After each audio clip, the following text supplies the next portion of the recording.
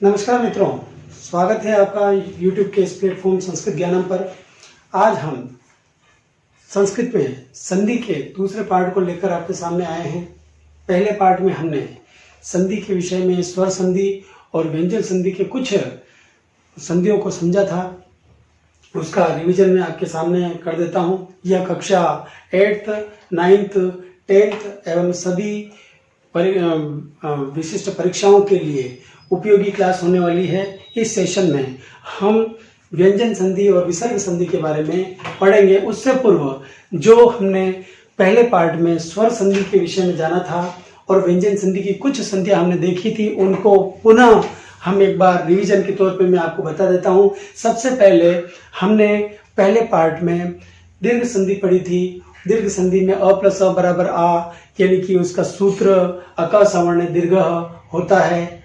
इसी प्रकार से हमने यण संधि पढ़ी थी। इको एणची इसका सूत्र था और इ प्रत्याहार के वर्णों के पश्चात भिन्न स्वर आने पर ई को य, उ को व, री को र और ली को ल हो जाता है। ऐसा हमने पढ़ा था। उसकी पहचान और उसकी शॉर्टकट की भी हमने पढ़ी थी। इसी प्रकार से गुण संधि के विषय में हमने पढ़ा था कि अ प्लस ई बराबर ए और अ प्लस उ बराबर ओ हो जाता है।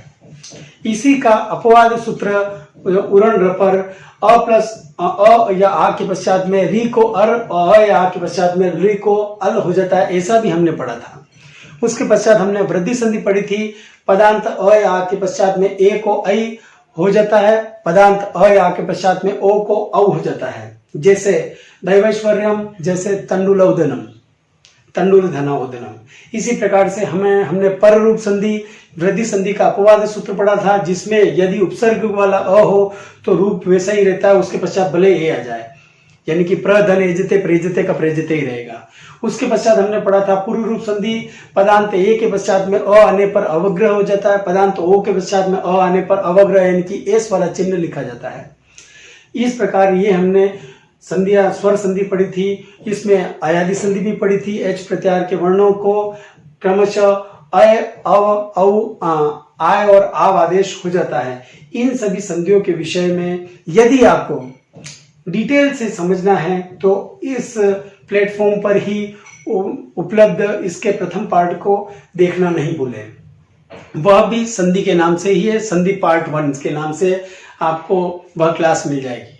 इसके अतिरिक्त हमने कुछ व्यंजन संधियों को भी पढ़ा था, उसका भी मैं रिवीजन कर दूं। सबसे पहले हमने पढ़ा था व्यंजन संधि में स्चुत्व संधि। स्चुत्व संधि में स्तो स्तुनाष्ट संधि पढ़ी थी हमने। स्चुत्व, चूंकि पुनः हम व्यंजन संधि के बारे में विस्तार से पढ़ रहे हैं, उस दिन मैंने शॉर्ट में आपको बताई थी उस पार्ट में, तो इस पार्ट में मैं आपको इसको थोड़ा सा डिटेल में बता रहा हूं। स्चुत्व संधि, स्चुत्व संधि में पदांत स या त वर्ग के पश्चात या पूर्व, त वर्ग कहते हैं त थ द ध न, त थ द ध न, इसके पश्चात या पूर्व यदि श या च वर्ग, च वर्ग में आते हैं च, छ, झ, बड़ा झ, या ये आते हैं। इनके अगर ये हो तो इस त को च वर्ग हो जाएगा। क्रमशः क्रम ऐसा ही रहेगा इन वर्णों का, ये हो जाएंगे। अगर ये स होगा और उसके पश्चात श आ जाए या फिर इसके उल्टा भी हो जाए तो भी उसी परिस्थिति में स के स्थान पर श लिखा जाएगा, तो स्थान के स्थान पर च वर्ग लिखा जाएगा। ऐसा हमको समझना चाहिए। इसको हम किसी उदाहरण के माध्यम से समझते हैं। जैसे सत धन चरित्र, सत धन चरित्र बराबर सत चरित्र। इसी प्रकार दूसरा उदाहरण है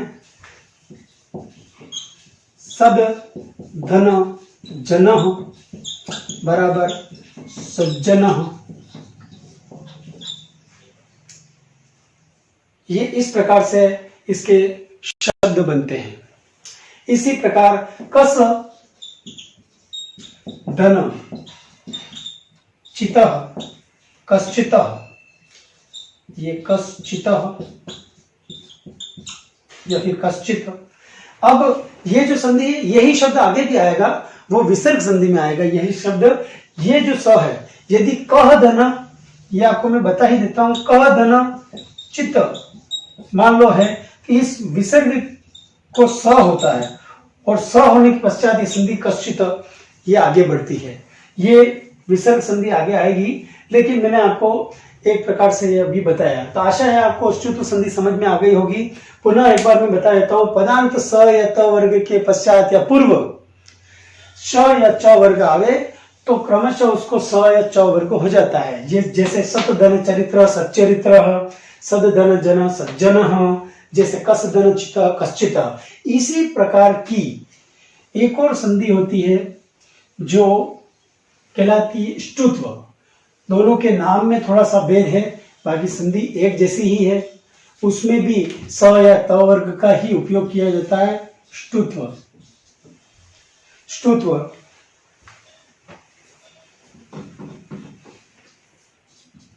ष्टुत्व,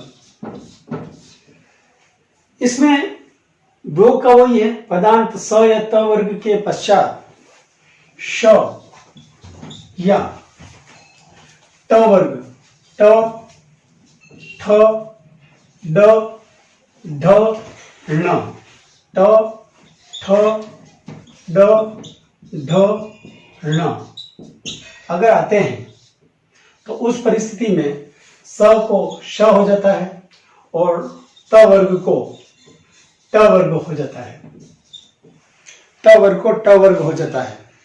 अब जैसे इसको हम समझते हैं, उसमें ष्टुत्व संधि में क्या हुआ था? ष्टुत्व संधि में पदांत स या त वर्ग के पश्चात च वर्ग आया था, ये स आया था, तो त वर्ग के स्थान पर च वर्ग हो गया। इसमें क्या हो रहा है? इसमें यही हो रहा है, वही पदांत स या त वर्ग है, लेकिन इसके पश्चात ट वर्ग आ गया है। तो ट वर्ग आने पर इस त के स्थान पर ट वर्ग हो जाएगा, त के स्थान पर ट वर्ग हो जाएगा। जैसे हम बोलते हैं तत् धन टिका, तट्टिका। इसी प्रकार से रामस धन षष्ठ, रामस षष्ठ, ट ठ ड ढ ण। जैसे तत् धन टिका बराबर तट्टिका। इसी प्रकार से रामस धन षष्ठ, रामस षष्ठ, ऐसा इसका रूप बनेगा। इस प्रकार से और भी बहुत सारे इसके रूप होते हैं। जैसे कृष्ण धन न। अब इसमें देखिए, ये त वर्ग पीछे आया और श वर्ग आगे आया, श आगे आ गया। उस परिस्थिति में भी बदलाव इस न में ही होगा, न को अण हो जाएगा। न को अण हुआ तो ये लिखा गया कृष्ण, कृष्ण। इस प्रकार से दुष्ट दुष् धनतः, दुष्धनतः। तो यहां पर श है तो दुष्ट हो जाएगा, दुष्ट। इस प्रकार से इसके रूप बनते हैं।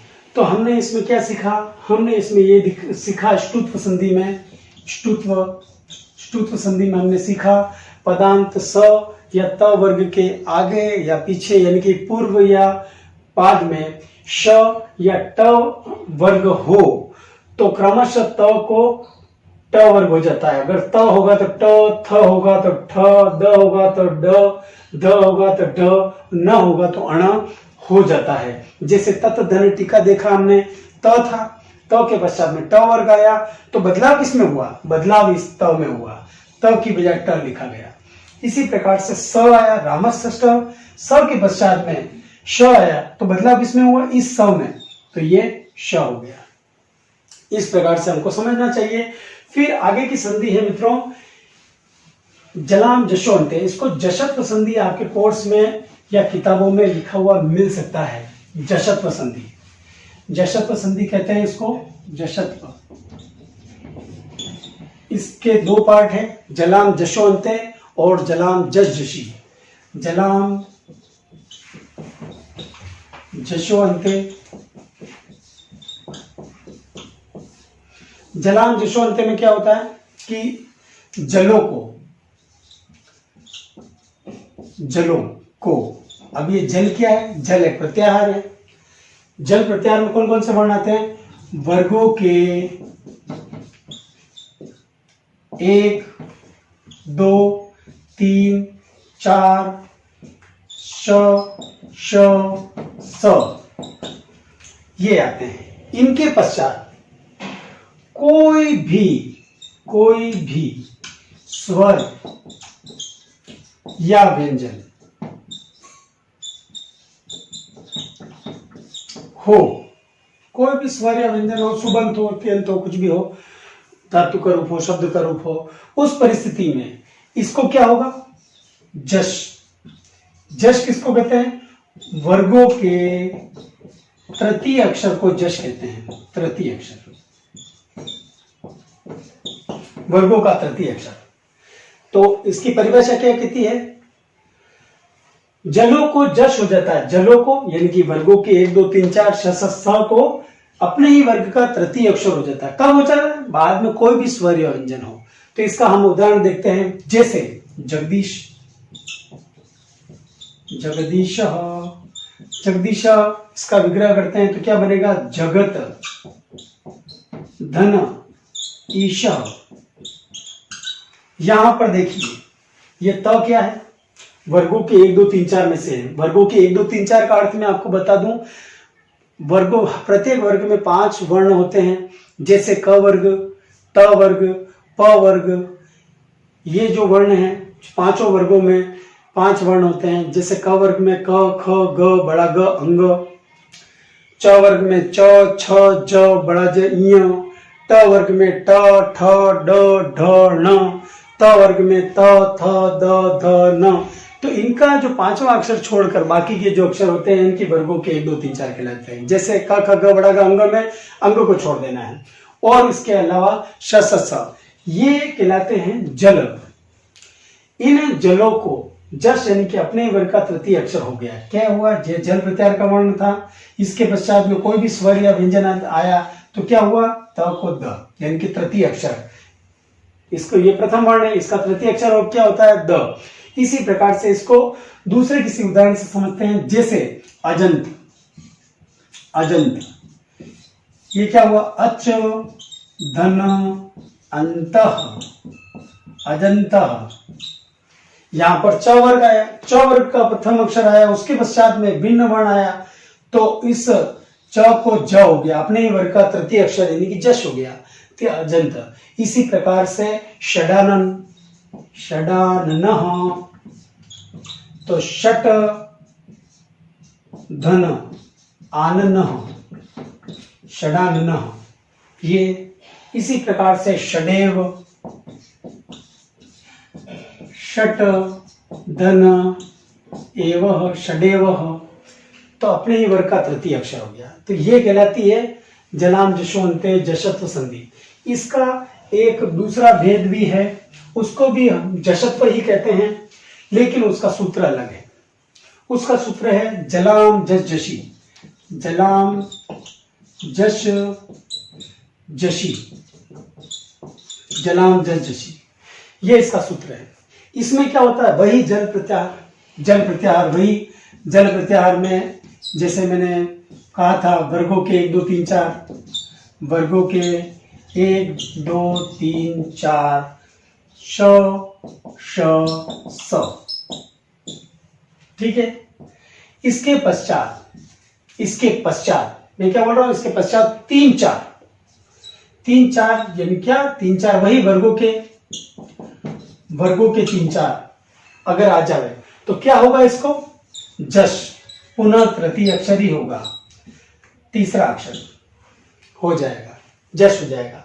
जैसे मान लो यहां पर क है तो क को क्या होगा, ग, च है, च को ज, ट है, ट को ड, त है, त को द, प है, प को ब। ये आदेश होते हैं, इसको बोलते हैं जश। ग, ज, ड, द, ब। इस प्रकार से कब होगा? जब वर्गों के 3-4 होंगे। इस संधि को पहचानना भी आसान है, क्योंकि इसके शब्द आपको पहचानते ही समझ जाओगे। बुद्धि, शुद्धि, वृद्धि, दग्ध, शब्द, इस प्रकार के जो शब्द होते हैं वो जशत्व संधि में होते हैं। बुद्धि, शुद्धि, जैसे बुध, धन, दीह, तो ये ध को द हो गया है। क्यों हो गया? कि पीछे 3-4 में से कोई एक है। तो इस प्रकार से जशत्व संधि थी। अब ये संधियां हमने पहले पूर्व में पढ़ ली हैं, फिर भी मैंने इसको पढ़ाया था। अब हम बढ़ते हैं, जो उस दिन हमने डिटेल से नहीं पढ़ी थी संधि, खरी च, चर्त्व संधि। चर्त्व संधि खरी च, इसका सूत्र है खरी च। अब खरी च में क्या होता है कि खरी च में जल को, जल वही रहेगा, वर्गों के 1 2 3 4 6 7 100, इसको जल कहते हैं। इसीलिए मैंने इस संधि को आपको क्रम वाइज लिया है, ताकि क्या है कि आपको प्रत्याहार समझने में दिक्कत नहीं हो, कि बार बार प्रत्याहार चेंज नहीं हो। क्योंकि जलाम जशोंत में भी जल प्रत्याहार कोई परिवर्तित होता है, इसी प्रकार से जलाम जस जशी में भी जल प्रत्याहार ही होता है। अब यहाँ पे खरी च में भी ऐसा ही है, जल प्रत्याहार है। जल प्रत्याहार को चर हो जाता है। चर, चर प्रत्याहार किसको? चर मतलब वर्गों का प्रथम अक्षर, वर्गों का फर्स्ट अक्षर हो जाता है,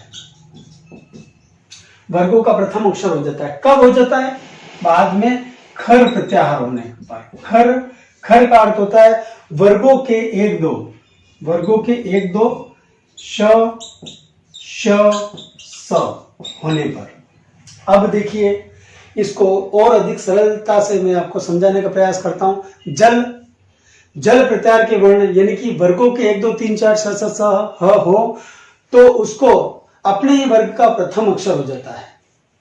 कब होता है? जब बाद में किसी भी वर्ग का 1 2 या श स हो, तो किसी भी वर्ग का 1 2 हो सकता है वो। जैसे हम लिखते हैं सत्कार,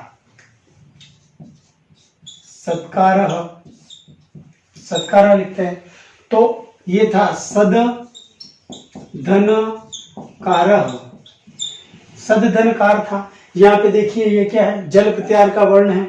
जल प्रत्याहार का वर्ण यानी कि वर्गों के 1 2 3 4 में से एक, श स ह में से एक।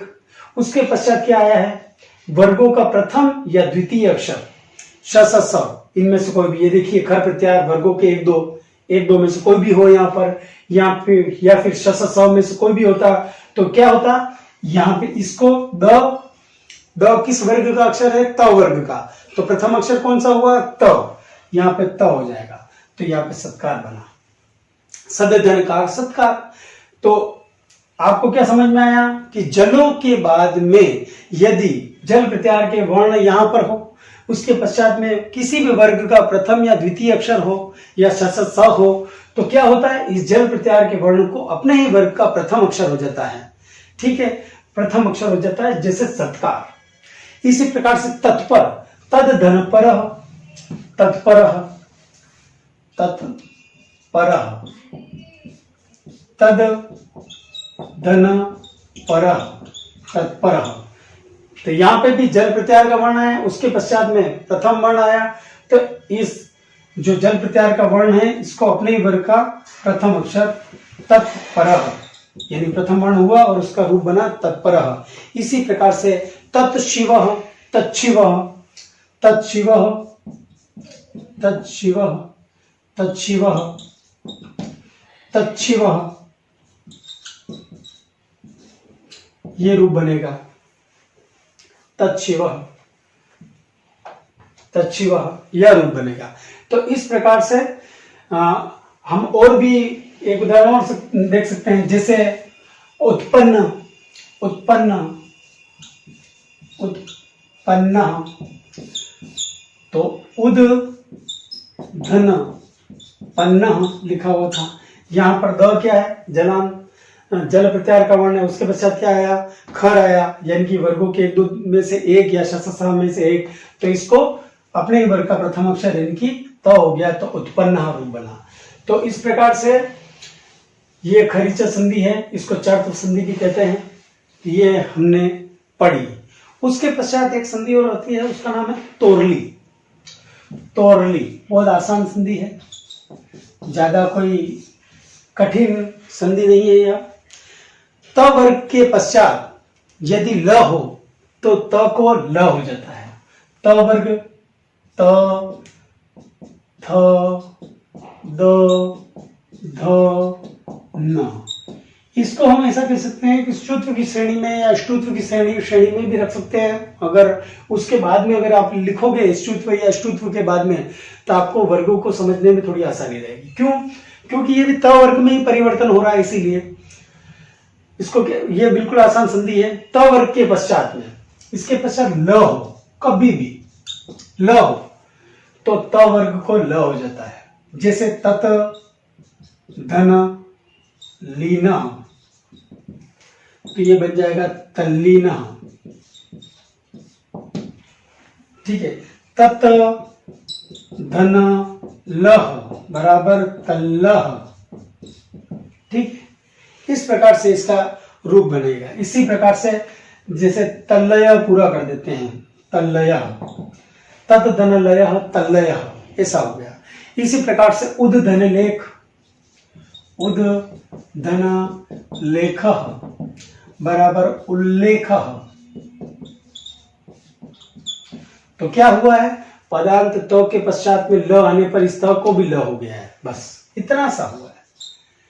त के पश्चात में ल आने पर त को ल हो गया है। ये देखो, जैसे त वर्ग का अक्षर है, कोई भी द है, इसके पश्चात में ल आने पर इस द को ल हो गया है।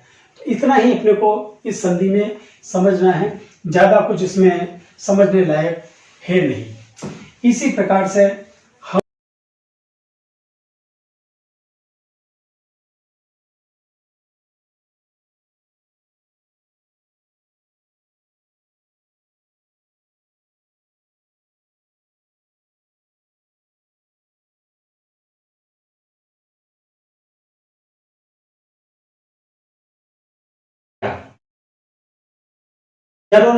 अनुनासिक हो,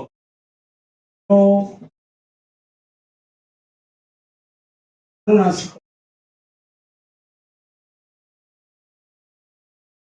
इसको अनुनासिक संधि भी कहते हैं। अनुनासिक संधि भी कहते हैं इसको। छोटी कक्षाओं में 8th, 9th, 10th में अनुनासिक संधि के नाम से इसको जाना जाता है। अब इसमें क्या होता है, यल प्रत्याहार। यल प्रत्याहार किसको कहते हैं, ह को छोड़कर सभी व्यंजन, ह को छोड़कर सभी व्यंजन, कोई सा भी व्यंजन हो जो ह नहीं आना चाहिए, ह को छोड़कर सभी व्यंजन हो। उसके पश्चात कोई भी अनुनासिक हो,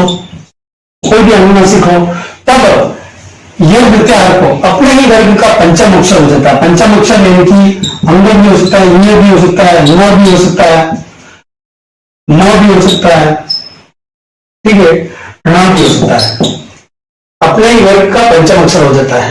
अब जैसे सब धनानोती बराबर सन्नति। यहां पर क्या हुआ है, ह को छोड़कर कोई भी व्यंजन है, यानी कि यह प्रत्याहार का वर्ण है, इसके पश्चात में अनुनासिक यानी कि म आया है। अनुनासिक किसको बोलते हैं, यानी कि मुख और नासिका दोनों की सहायता से जो व्यंजन बोले जाते हैं उनको अनुनासिक कहते हैं।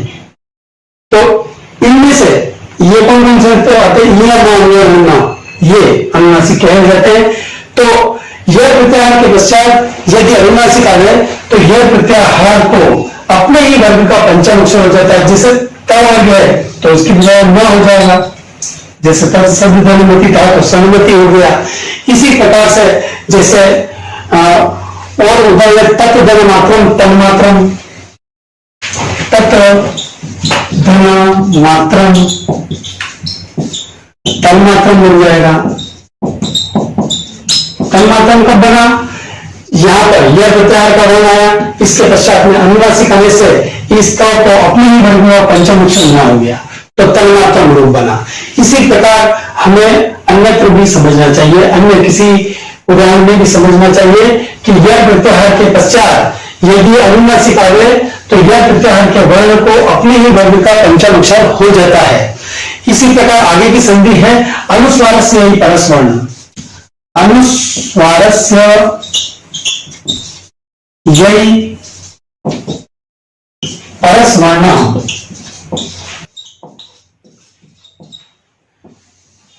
इसको परस्वर्ण संधि भी कहते हैं। परस्वर्ण, परस्वर्ण संधि भी कहते हैं इसको। तो इस संधि में यह प्रत्याहार है। अब यह प्रत्याहार क्या कहलाता है? यह प्रत्याहार के अंदर श, श, स, ह इन चारों को छोड़कर कोई भी व्यंजन हो उसको कहते हैं यह प्रत्याहार। अब यह प्रत्याहार के पश्चात यदि किसी भी वर्ग का, जैसे अनुस्वार के पश्चात यह प्रत्याहार हो, तो जैसे अनुस्वार के पश्चात अनुस्वार है कोई भी, जैसे अम है, यानी कि अम लिखा हुआ है, धन क, इस प्रकार की कंडीशन है, तो अंकः बन जाएगा, अंकः बन जाएगा। कब बना है? क्योंकि अनुस्वार के पश्चात, अनुस्वार के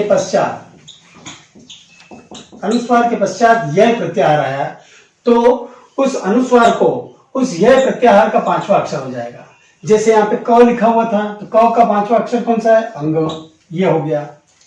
तो इसी प्रकार से जैसे शांत, शांत लिखा हुआ है, तो शाम धन तह, तो यहां पर अनुस्वार है, अनुस्वार के पश्चात यह प्रत्याहार का वर्ण आया है। यह प्रत्याहार में श, स, ह को छोड़कर कोई भी वर्ण यहां पर हो, तो ये जो वर्ण है इसका पांचवा अक्षर, इस वर्ग का पांचवा अक्षर इस अनुस्वार को हो जाएगा। तो इसका पांचवा अक्षर कौन सा? न, तो इस अनुस्वार की बजाय न लिखा जाएगा, शांत। ठीक है। इसी प्रकार से काम धन कह, काम धन तह, कांत, इस प्रकार का रूप बनेगा। इसी प्रकार शम धन कह, शंकः, शम धन कह, शम धन कह, शंकः, इस प्रकार का रूप बनेगा। तो इसको पुनः एक बार मैं बता देता हूं। अनुस्वार से परस्वर्ण इसका सूत्र है। परस्वर्ण इस संधि को कहते हैं यदि अनुस्वार के पश्चात, अनुस्वार कहते हैं बिंदी को, यमंगण न, अनुस्वार के पश्चात यदि कोई भी वर्ण हो, श, स, ह को छोड़कर कोई भी व्यंजन हो, तो अनुस्वार को उस व्यंजन का पंचम अक्षर हो जाता है। जैसे शम धन क, यहाँ पर अनुस्वार के पश्चात श, स, ह को छोड़कर कोई भी व्यंजन है, तो वहां पर इस व्यंजन का पांचवा अक्षर इस अनुस्वार को हो जाएगा, जैसे शंकः, इस प्रकार से रूप बना। शंकः, कांतः वगैरह ये सब इस परस्वर्ण संधि में होगा। अब हम तो संध्या और देखते हैं मो अनुस्वार, मो अनुस्वार।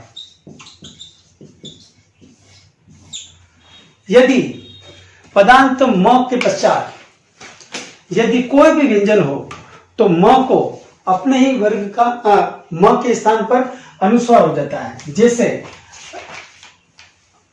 हरिम वंदे, हरिम वंदे लिखा हुआ, हरि म वंदे, हरि म वंदे, म हलंत के पश्चात में कोई भी व्यंजन है, तो इस म को अनुस्वार हो जाएगा, ये हरिम वंदे ऐसा लिखा जाएगा, हरिम वंदे। ये अनुस्वार संधि है, ज्यादा कोई इसमें कुछ है नहीं। इसी प्रकार से जैसे यहाँ पे लिखा हुआ है रामम गच्छति, रामम गच्छति लिखा हुआ है, यहाँ पर म हलंत के पश्चात व्यंजन आया है, कोई भी व्यंजन आया है, तो म को अनुस्वार हो जाएगा, रामम गच्छति ऐसा लिखा जाएगा। कोई भी व्यंजन हो, यानी कि म हलंत के पश्चात कोई भी व्यंजन आ जाए तो म को अनुस्वार के रूप में यानी कि बिंदी के रूप में लिखा जाता है। इसी को म अनुस्वार संधि कहते हैं। जैसे लिखा हुआ है कि श्यामम पठती, श्यामम पठती लिखा हुआ है, श्यामम पठती, या पाठयति, पाठयति भी कर सकते हैं यहाँ पे, पाठयति, श्यामम पाठयति। तो यहाँ पर इस म हलंत के पश्चात में कोई भी व्यंजन आया है तो इस म को अनुस्वार हो जाएगा श्यामम पाठयति। इस प्रकार से लिखा जाएगा। इस संधि को मो अनुस्वार संधि कहते हैं। इसके पश्चात में आती है अनुस्वार लोप संधि। अनुस्वार लोप संधि, अनुस्वार लोप संधि में क्या होता है, इसका जस्ट उल्टा होता है। अनुस्वार लोप, अनुस्वार लोप संधि। अनुस्वार लोप में यदि अनुस्वार के पश्चात, अनुस्वार के पश्चात, अनुस्वार के पश्चात कोई भी स्वर वर्ण हो, स्वर वर्ण हो तो अनुस्वार का लोप हो जाता है, लोप हो जाता है। जैसे यहां पर लिखा हुआ है, मान लीजिए रामम अवदत, रामम अवदत लिखा हुआ है। जैसे अगर रामम अवदत लिखा हुआ है तो रामम अवदत, रामम अवदत अगर लिखा हुआ है मान लीजिए, तो उस परिस्थिति में अनुस्वार के पश्चात कोई भी स्वर आया है तो ये ऐसे लिखा जाएगा, रामम वदत, रामम वदत। इस प्रकार से इसका रूप होगा। ये जो अनुस्वार है वह इस अ में मिलकर इस म को पूरा करे तो कर जाएगा रामम वदत। इसी प्रकार से जैसे रामम आगच्छति ऐसा लिखा हुआ है,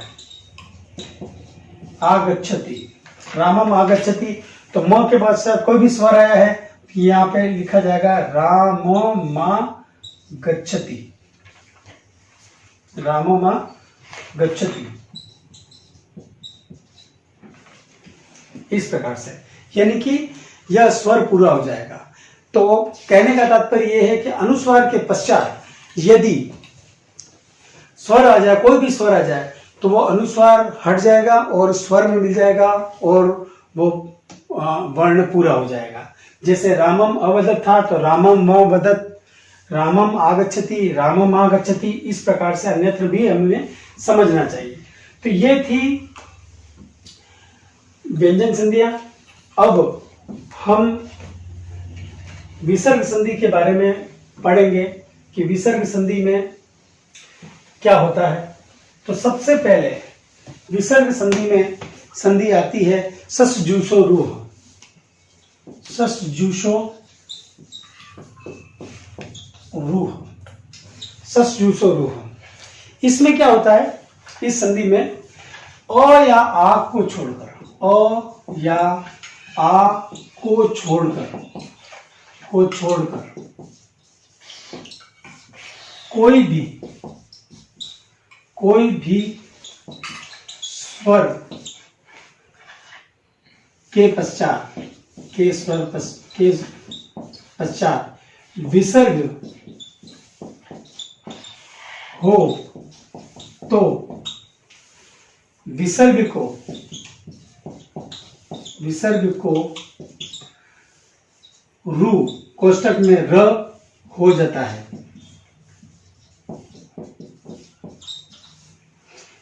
विसर्ग को र हो जाता है। अब इसको हम समझते हैं। अ या आ को छोड़कर कोई भी स्वर हो और उसके पश्चात में अगर विसर्ग हो तो विसर्ग के स्थान पर र लिखा जाएगा। जैसे हम लिखते हैं ह री हरिह धन अ व द त, ऐसा लिखा हुआ है, हरिह अवदत। तो अ को छोड़कर कोई भी व्यंजन है, कोई भी स्वर है, उसके पश्चात विसर्ग आया है, उस परिस्थिति में ये जो विसर्ग है इसको र हो जाए, रू होता है, रू को र लिखते हैं, र हो जाता है यानी कि, तो यहाँ पे लिखा जाएगा हरि र हलंत प्लस अवदत, ऐसा लिखा हुआ है। तो फिर ये र और अ मिलकर र पूरा हो जाएगा, तो ये लिखा जाएगा हरि र वदत, हरिर वदत। इस प्रकार से इसका रूप होगा। तो विसर्ग के पश्चात यदि अ या आ को छोड़कर कोई भी स्वर हो और उसके पश्चात यदि विसर्ग हो तो विसर्ग को र हो जाता है, जैसे हरि र वदत लिखा हुआ है। इसी प्रकार से वधु रेशा, वधुः धन एषा लिखा हुआ है, तो उ आया है और आ को छोड़कर कोई भी स्वर है तो इस विसर्ग को र हो जाएगा, तो ये लिखा जाएगा वधु रेशा, वधु रेशा। ये र इस ए में मिल गया इसीलिए रेशा लिखा गया। तो इस प्रकार इस संधि के अंदर अ या आ को छोड़कर कोई भी स्वर आ जाए, उसके पश्चात में अगर विसर्ग हो तो उस विसर्ग के स्थान पर र लिखा जाता है, उस विसर्ग के स्थान पर र लिखा जाता है। इसको एक और उदाहरण के माध्यम से हम समझते हैं, जैसे पितुः धन इच्छा, तो उ आया है, उ के बाद में विसर्ग आया है, तो यहां पर लिखा जाएगा पितुर रिच्छा, र हो गया और ई इस र में मिल गया तो र पूरा हो गया, तो ये री लिखा गया पितुर इच्छा। इस प्रकार से हमको अन्यत्र भी समझना चाहिए। फिर आती है वाशरी। वाशरी के बाद में सबसे पहले हम ये सब पढ़ लेते हैं कि विसर्ग यानी स, विसर्ग के बाद में विसर्ग को स हो जाता है, विसर्ग को स हो जाता है विसर्जनीय यस्य स संधि से, विसर्ग के स्थान पर स हो जाता है। इसका सूत्र लिख देता हूं मैं, विसर्जनीय यस्य स, विसर्ग के स्थान पर स हो जाता है, जैसे हरि प्लस त्रायते, यहां पे विसर्ग को स हो जाएगा, ये लिखा जाएगा हरिस्त्रायते, हरिस्त्रायते ऐसा बन जाएगा। इसी प्रकार से विष्णु धन त्राता, विष्णुस्त्राता, विष्णुस्त्राता, विसर्ग के स्थान पर स हो जाता है। इसी प्रकार से रामः तिष्ठति,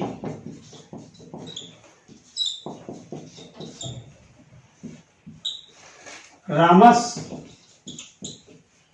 तिष्ठति, ये इसका रूप बनेगा। इस प्रकार से हमको अन्यत्र भी समझना चाहिए। फिर आती है रोरी।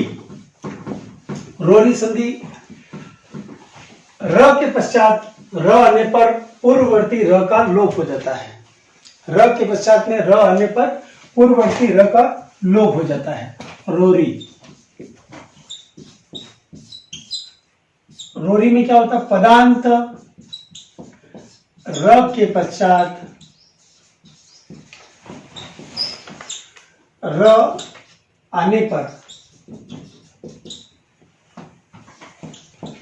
पूर्ववर्ती र का लोप हो जाता है।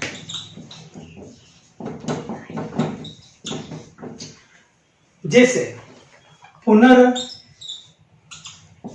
धन रमते, ठीक है, तो पुनरमते हो जाएगा, पुनरमते ऐसा रूप बनेगा। लेकिन यहां पर जहां पर र का लोप होता है वहीं पर एक संधि और होती है, एक सूत्र लगता है, ढ लोपे पूर्वस्य दीर्घो अण, ढ लोपे पूर्वस्य दीर्घो अण, ये सूत्र लगता है यहां पर। तो उस सूत्र के अनुसार क्या होता है कि जहां पर र का लोप हुआ हो वहां पर उस स्थान पर उसको दीर्घ आदेश हो जाता है।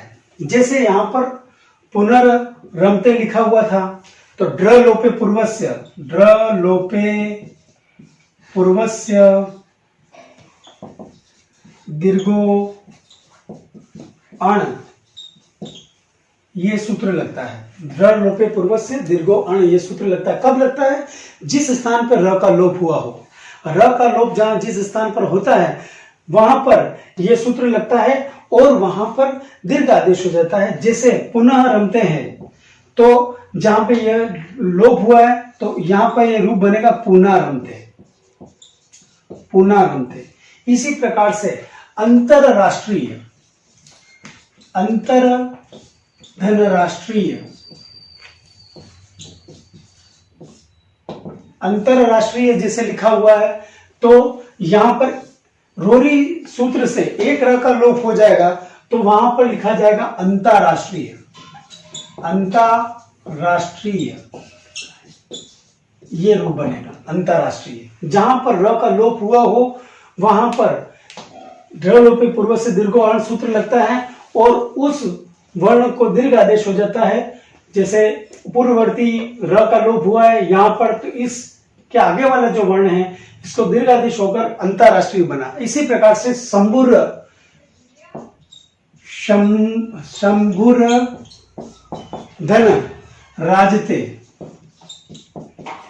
शंभुर राजते, यहां पर र का लोप हुआ है तो शंभते होगा, दीर्घादेश हो जाएगा। इस प्रकार से आज हमने जो भी संधियां पढ़ी है उसमें व्यंजन संधि थी, व्यंजन के अतिरिक्त विसर्ग संधि भी हमने पढ़ी है। उसको पुनः उसकी शॉर्टकट की मैं आपको बता देता हूं कि किस प्रकार से उसको बिल्कुल शॉर्ट रूप से समझा जा सकता है। जैसे रिवीजन के तौर पे मैं आपको बता दूं, सबसे पहले हमने आज ष्टुत्व संधि पढ़ी थी। ष्टुत्व संधि में पदांत स या त वर्ग के आगे या पीछे, पूर्व या बाद में श या च वर्ग आ जाता है तो उसको त वर्ग को च वर्ग और स को श हो जाता है। जैसे सत धन चरित्र सच्चरित्र, इस प्रकार से सज्जन सद धन जन सज्जन, ये रूप बना। फिर आता है ष्टुत्व संधि। ष्टुत्व संधि ष्टुनाष्टु इसका सूत्र था।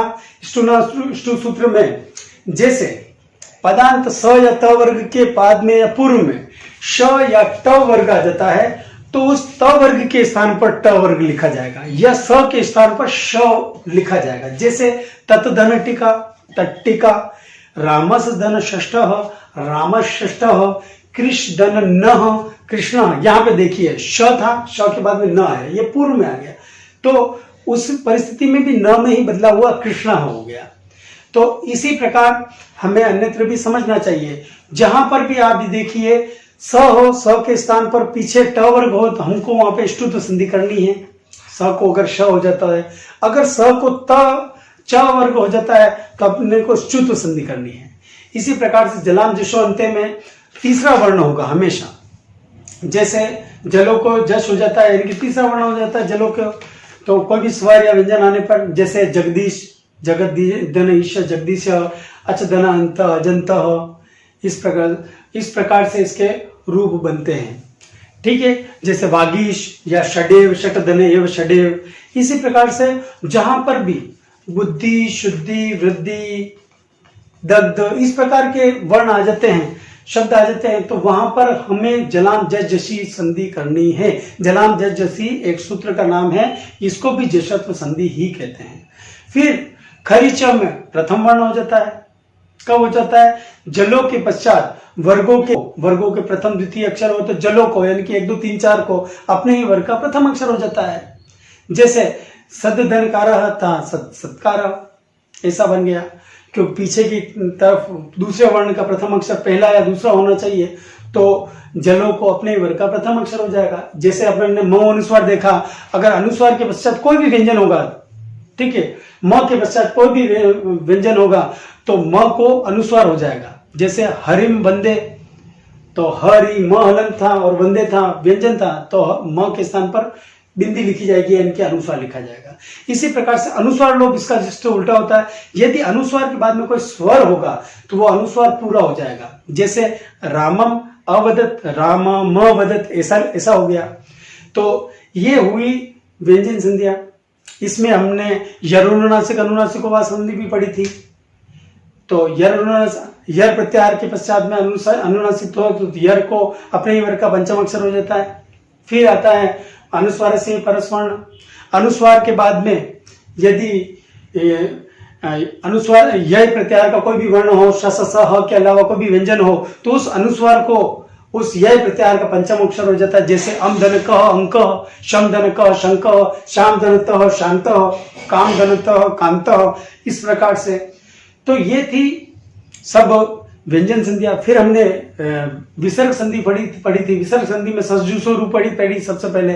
तो इसमें क्या होता है, अ या आ के अतिरिक्त तो कोई भी स्वर हो और उसके पश्चात अगर विसर्ग आया हो तो उस विसर्ग को र हो जाता है। जैसे हरि धन अवदत, तो हरि रवदत लिखा जाएगा। इसी प्रकार से विसर्ग को स्लेट वाला स हो जाता है तो विसर्जनीय स संधि कहलाती है।